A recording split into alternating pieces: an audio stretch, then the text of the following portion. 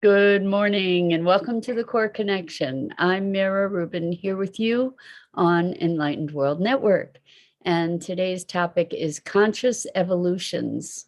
There are moments, choice points that we experience from time to time where we can choose deliberately to step into the abyss of the unknown and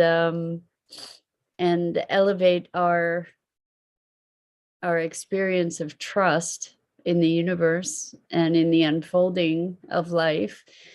And in these moments, we're engaging in our conscious evolution. Those steps are revolutionary, evolutionary steps generally. So we're going to get to explore that together. But before we get started, let's take a couple minutes to get present and let's take a deep breath in through your nose and hold it. And imagine clean, crisp oxygen flooding into your lungs, flowing into your bloodstream, nourishing all your cells, all your organs, and bringing vital life energy to your body and being. And as you exhale, exhale any tension, stress, negativity, fatigue. And now let's take another deep breath in through your nose and hold it.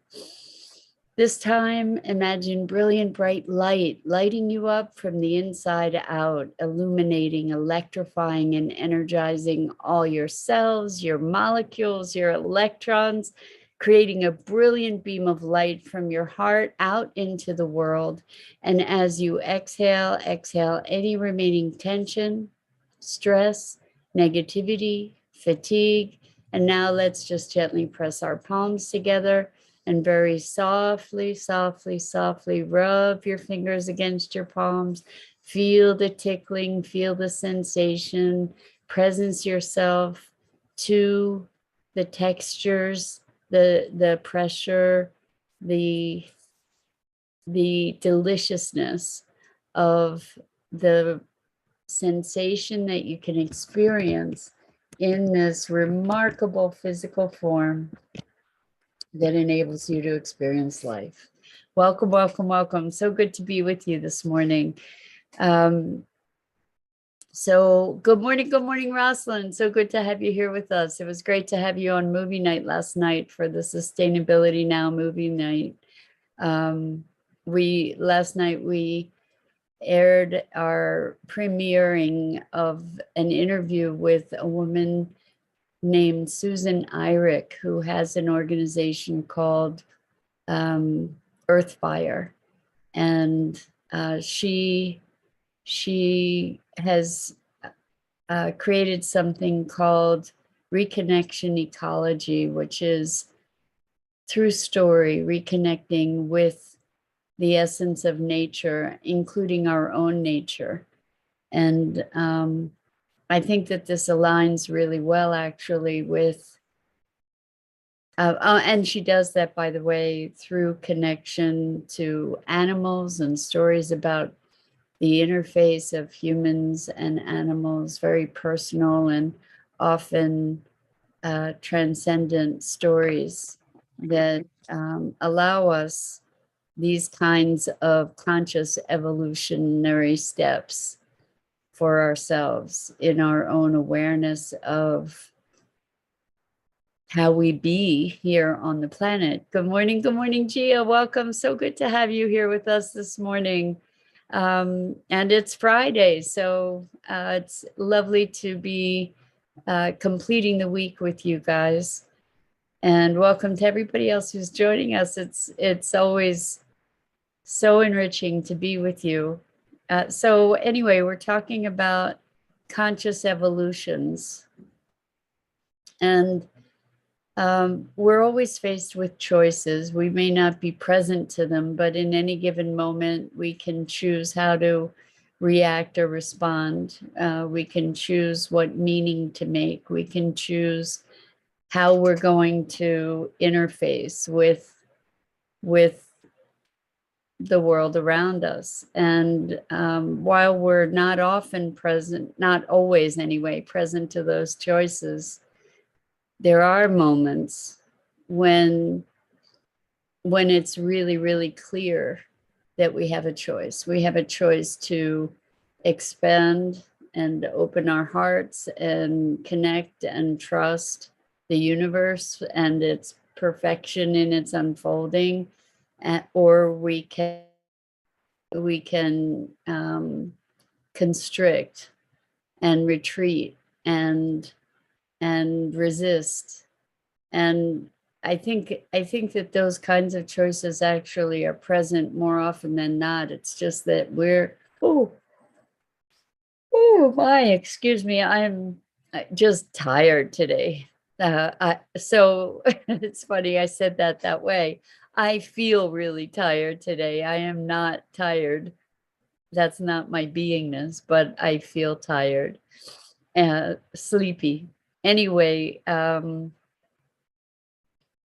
these moments that we're present to our ability to choose um, can be really, really powerful. You know, when we realize that we're at a precipice of awareness or consciousness, or um, when we're at an edge of our where an edge where our historic perception is being challenged, and we get to choose whether to retreat back into that perspective or to expand and step forward into the new possibility of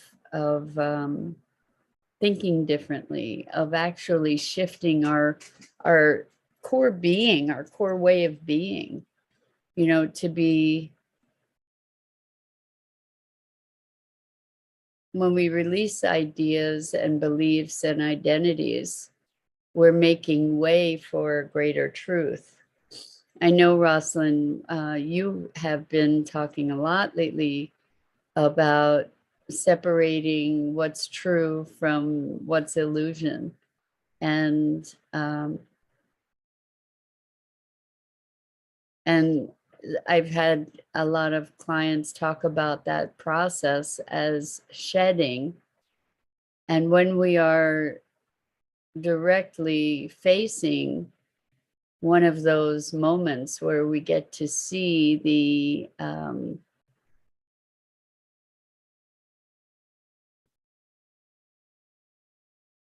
the structure of our beliefs or ideas, when we get to see the place where,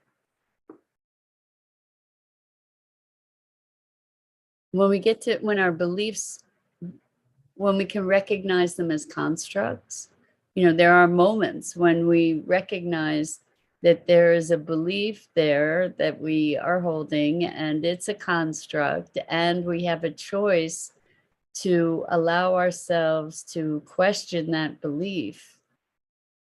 That is a conscious evolutionary choice, I believe, because it allows the deconstruction of the framework that we might have attached ourselves to. And so as we give ourselves the latitude to question and to challenge even our most deeply held beliefs, what happens is we become untethered, right? We become kind of uh, rootless in a way. And while that might feel like we're floating in the void, uh, or that we're lost in the void, we're not really lost. You know, we're also able in that moment to fly, right? Because we're not being bound by these beliefs that we've held to.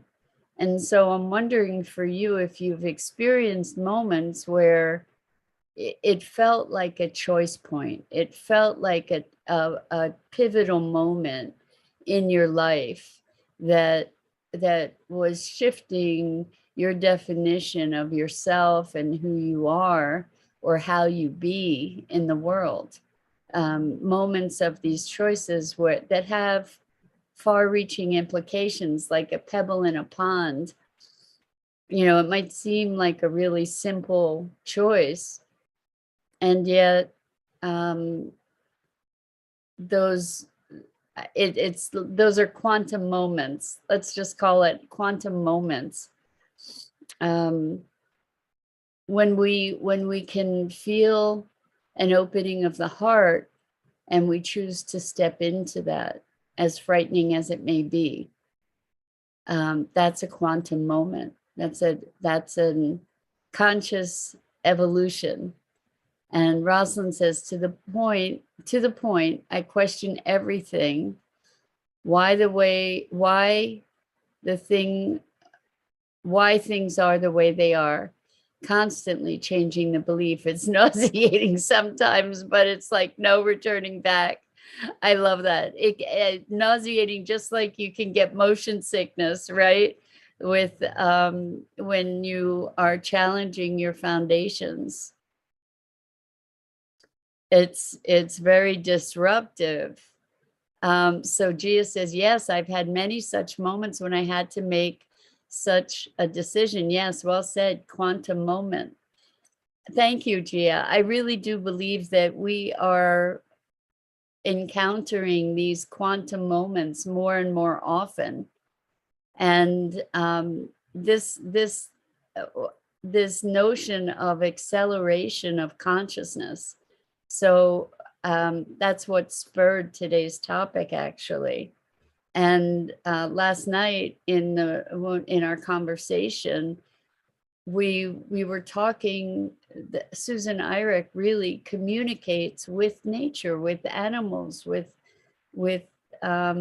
this is the theme for this week, it seems, because I was talking to you about the eco park and someone presenting to me the challenge slash question of what would nature want, you know, ask nature. And what I realized last night is that in my lifetime, that kind of conversation there was no space for that kind of conversation. And if you claim to talk to trees or talk to animals or talk to angels, um, you would have potentially been committed, institutionalized. And so to recognize that that kind of conversation is now very commonplace, very much more accepted, where it's part of a grander conversation to recognize that our consciousness has shifted, to recognize that that there's greater intelligence than our human thought. It's heartening to me to see that humanity has shifted to be able to be talking about energy, to be talking about consciousness and the expansiveness available to us. So Gia said, but it looks scary, and what if thoughts, and feel scared if I go back to my old self. Any take on it, Mira? Yes, yes, yes. It is terrifying, Gia. It's terrifying because it is the unknown. And you know, I am encouraging my clients all the time to be releasing old identities and to be stepping into the unknown and the possible. And when I confronted that the other day, I did have a moment of deep terror around what would it mean to be letting go of my dream? Who would I be? You know, because I've focused myself around this dream, and that it was a quantum moment for me to be able to start to entertain. I am still growing into it, but to start to entertain what would nature want. And recognizing that if I'm truly willing to engage in that question, it may mean that what nature wants has nothing to do with what my concept has been and what I've hitched my wagon to for the past 5 years. To be more in a dialogue, because that's the point of the whole thing anyway. So it meant getting my ego out of the way, and it is scary. And then the question of what if I go back to my old self? I kind of think you can't unsee something you've seen. That's what I think. So I don't think you can go back to your old self, even if you find yourself behaving in similar ways. You're not the same. There's a foundational difference that is different. You've changed.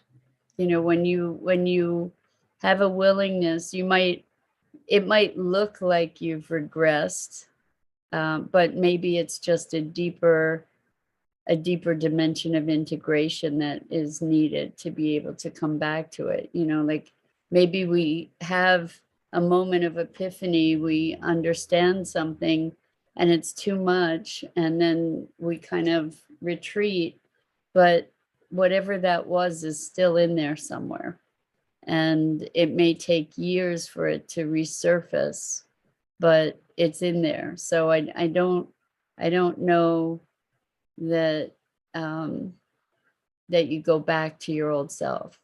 And that said, for instance, for myself, I had years and years and years of depression. And I know that lots of people who have experienced depression and gotten to the other side of it are afraid that they might go back to those depths again because it was so devastating. And I can tell you from my own experience that the fear of going back to that is worse than what might happen in terms of the emotion. That we get to, the fact is you lived through it the first time. I know you don't want to have to, nobody wants to have to experience that again. And we know that we can move through it. And we have better skills. So if the depression were to come back again, we have maybe less resistance that allows us to move through it more easily. And we have a broader perspective, having known that we've survived it once already. And so I don't think you get to go back to your old self, because it doesn't exist anymore. You're changed. I think you can trust that you're changed. And as similar as it may look, it's not the same. So Rosalind says, right, the magician's illusion revealed doesn't have the same experience when watching the show again. That's so true. I love your analogies, Rosalind. It's true.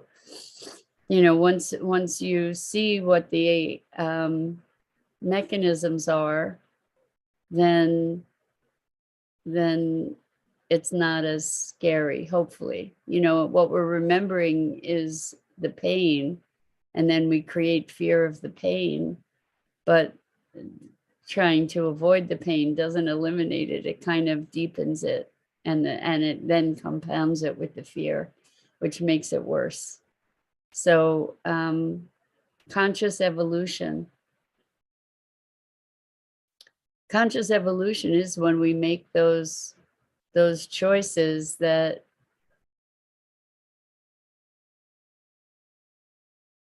require us to allow the release of ideas of who we are or how things are. So I had another situation actually in the same context. Gia says, I'm so thankful to you, Mira, Rubin. Rosalind, you are awesome. I read your comments too. Rosalind is awesome, as are you, Gia. Thank you.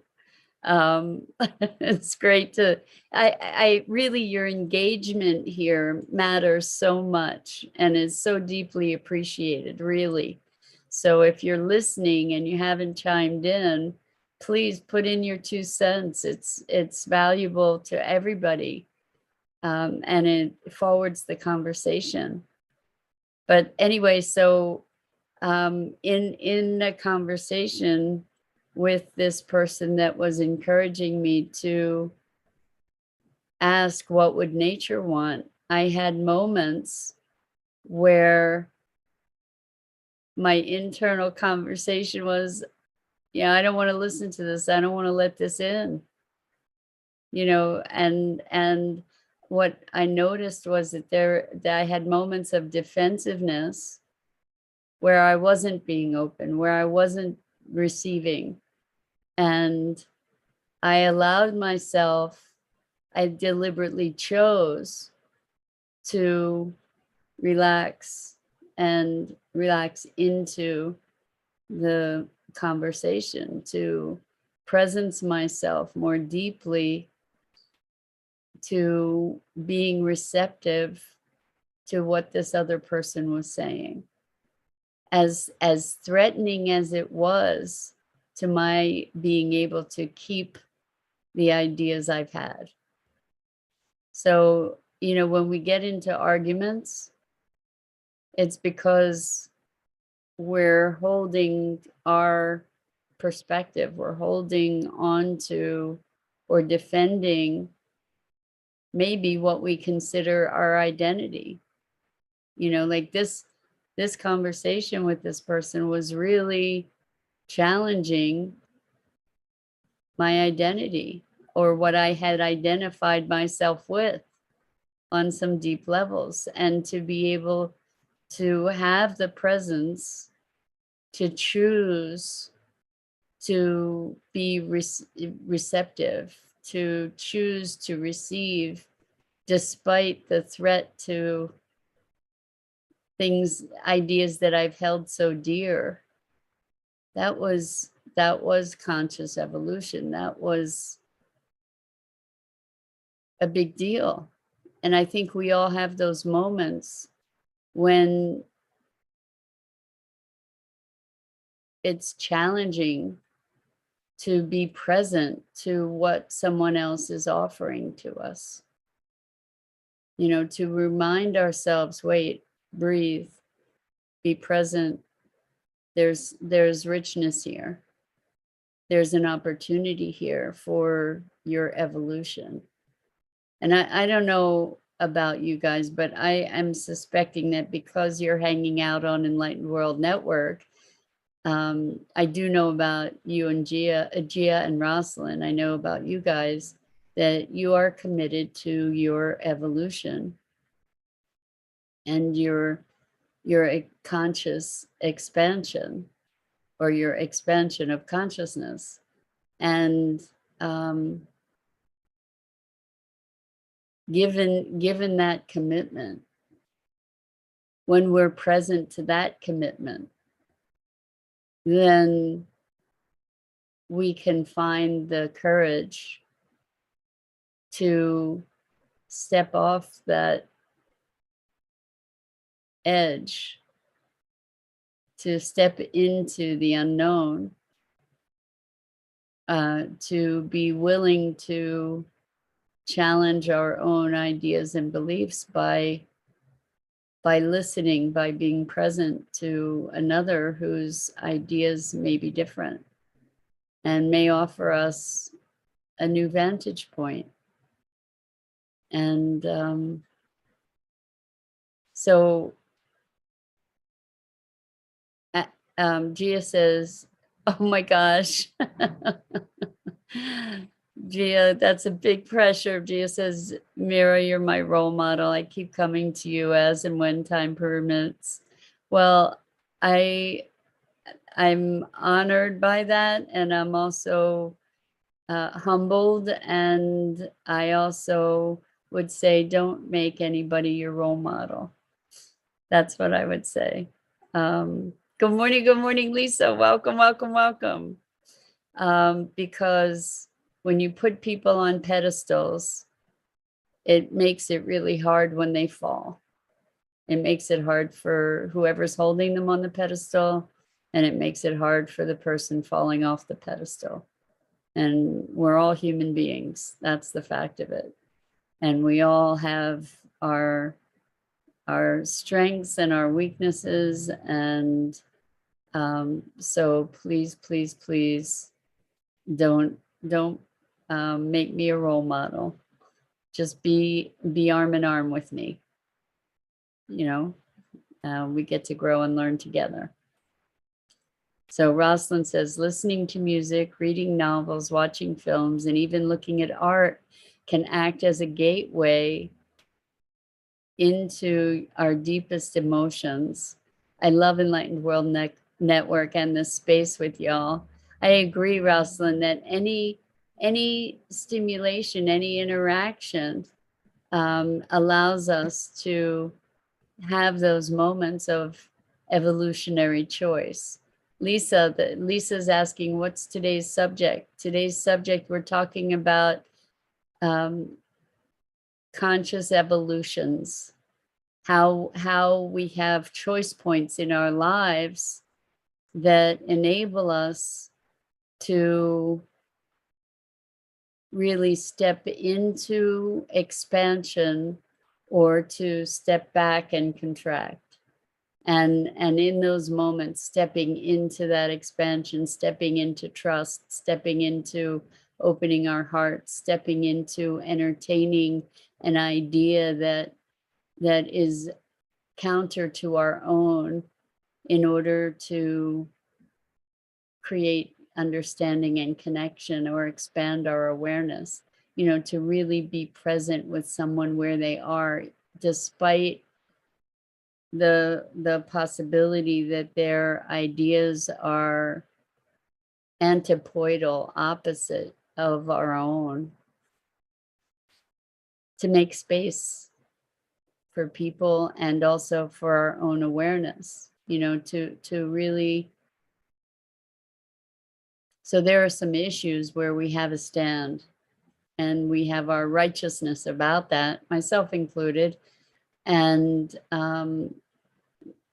what happens when we entertain another's idea as equally valid or another perspective is that there's an unraveling and an uncertainty, and we become unrooted.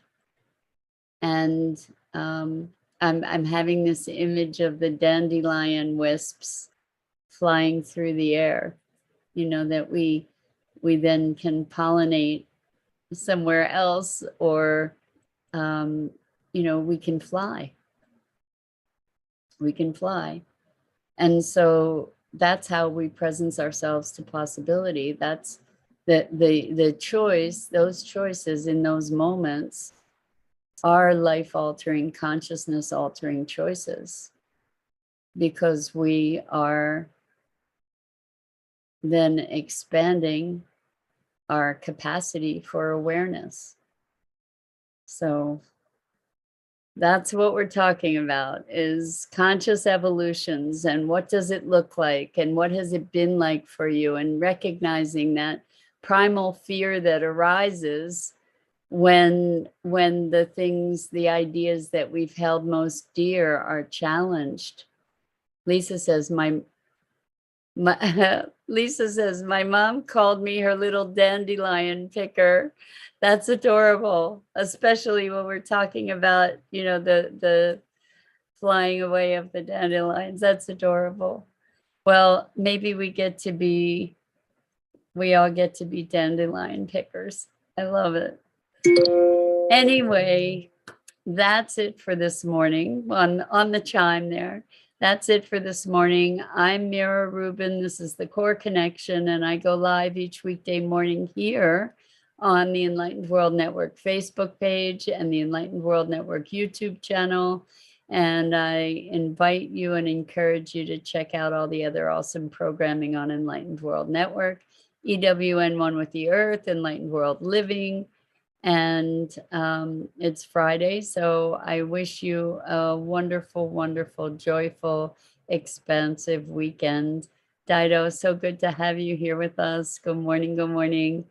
And thank you, and Sue, for all you do for Enlightened World Network in support, and in support of me too as part of it. I'm so grateful to you. So wishing you all, Gia, you're so welcome. Wishing you all a wonderful, wonderful weekend. And until next time, so much love.